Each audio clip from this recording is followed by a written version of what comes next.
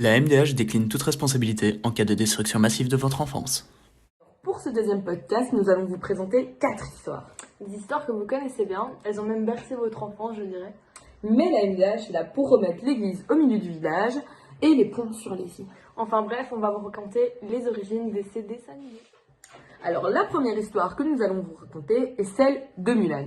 Bon, nous on est ici littéralement pour briser vos rêves. Je suis désolée, mais Mouchou n'a jamais existé et aucune histoire d'amour n'a jamais eu lieu. L'histoire de Mulan viendrait d'une chanson sortie au 5e siècle dans le nord de la Chine et voulait tout simplement divertir les petits gens. Alors Disney a romancé l'histoire de Mulan, mais il a quand même conservé le fil conducteur qui se cache derrière la légende. Parlons de choses sérieuses. Le Disney et la chanson ne suivent pas l'historicité de la légende originale. En fait, chez Disney, ce sont les Huns qui vont attaquer la Chine impériale, alors qu'en réalité, Mulan serait issue d'une tribu nomade, du coup, qui vivait dans le nord de la Chine. Mais il faut savoir qu'à l'époque, le nord de la Chine, du coup, n'était pas chinois, mais était issu seulement de peuplades et de groupes, en fait, nomades. Dans les deux cas, c'est une jeune fille qui s'appelle Mulan et qui décide de prendre les armes à la place de son père, car celui-ci est trop vieux pour partir combattre. Elle va donc se travestir en homme pour intégrer la troupe de combattants.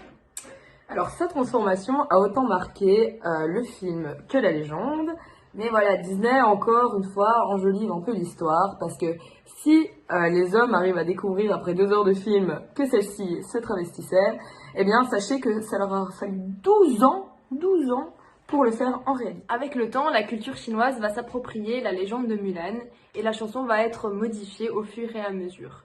Au final, elle va devenir un symbole féministe et patriotique chinois. Alors, pour cette deuxième histoire, je vais vous donner quelques petits indices.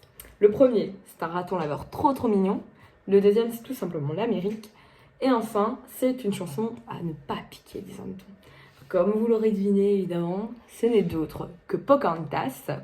Et si Disney a encore englobé ça dans une love story toute remplie de bonbons, de petites fleurs, de petites paillettes et de vent, eh ben, c'est pas du tout ça en fait dans la réalité.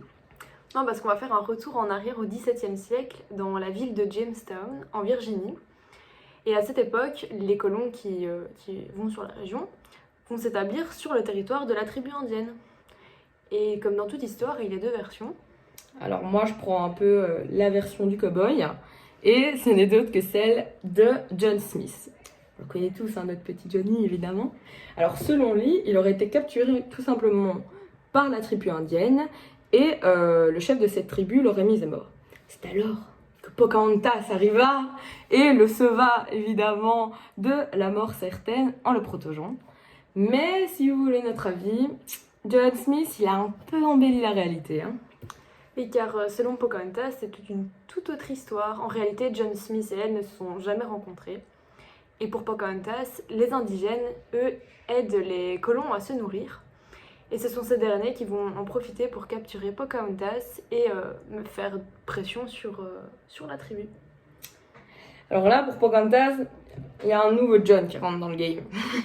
Et ce n'est d'autre que John Rolfe, qui tombe éperdument amoureux d'elle et qui la demande tout simplement en épousailles. Cependant, enfin, ce n'est même pas cependant, justement, enfin, c'est cependant pour Pocahontas.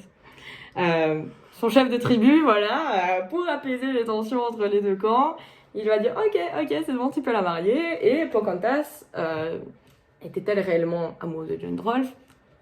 On ne le saura jamais, mais elle va devoir l'épouser et tout simplement partir. À partir de ce moment-là, tout va changer pour la jeune Pocahontas. Elle va être contrainte d'apprendre les coutumes anglaises et le mode de vie occidental. Le même jour que son mariage, elle va être baptisée et puis renommée Rebecca. Après quelques années passées dans la plantation de tabac de son mari, le couple va partir en Angleterre pour être présenté devant la cour de Jacques Ier. Alors, vous allez me demander pourquoi est-ce qu'elle part en Angleterre alors qu'elle était très bien dans la plantation de tabac. Ça, en fait, son voyage avait concrètement 2 buts. Le plus important était tout simplement de montrer à l'Occident la domination qu'ils avaient en fait sur le Nouveau Monde. Et le deuxième, c'était horrible, mais tout simplement exhiber un trésor exotique.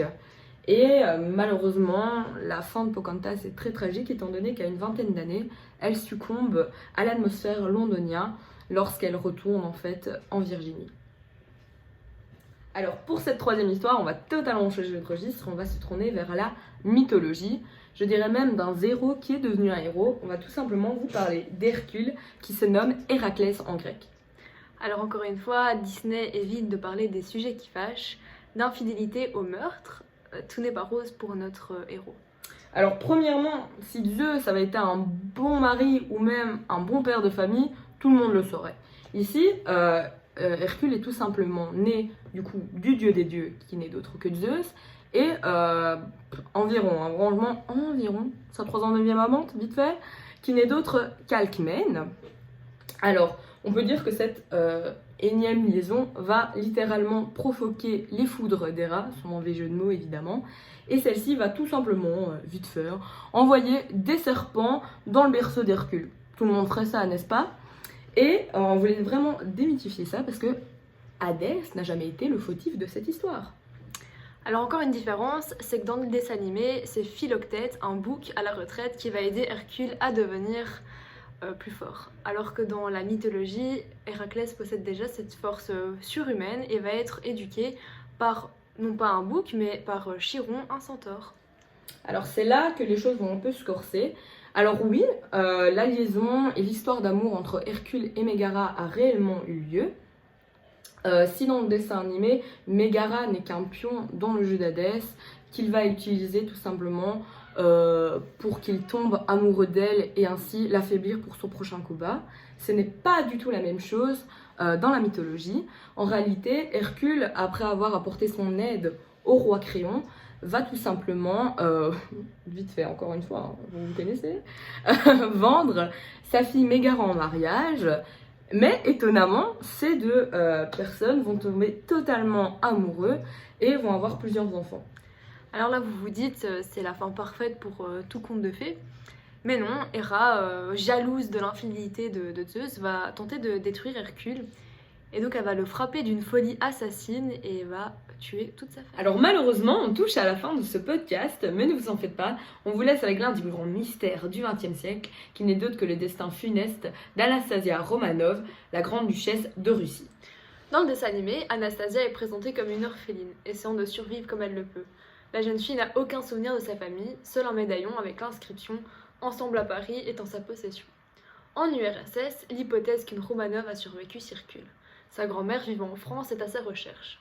Un jeune garçon nommé Dimitri reconnaît Anastasia et l'aide à retrouver sa famille. Néanmoins, plusieurs candidates essaient de se faire passer pour la grande duchesse. Avant de commencer, le destin d'Anastasia de Russie a fait couler énormément d'encre, et Disney n'a pas hésité à reprendre certaines de ses théories pour mettre en scène la dernière des Romanov. En réalité, le destin d'Anastasia est encore plus sombre, et il a été prouvé récemment que celle-ci était bien décédée en juillet 1917. Durant la révolution de 1917, toute la famille impériale a été assignée à résidence. Pendant un an, la famille a l'espoir qu'une aide venant de l'extérieur vienne les libérer. Malheureusement, dans la nuit du 16 au 17 juillet, toute la famille est mise à mort. Ce qui alimente les théories sur la survie d'Anastasia, c'est qu'elle ne serait pas morte sur le coup, mais qu'un soldat l'aurait battue à mort sans vérifier qu'elle ne soit décédée. Dans les années qui ont suivi le drame, une femme a semé le trouble étant donné que celle-ci se dit être Anastasia.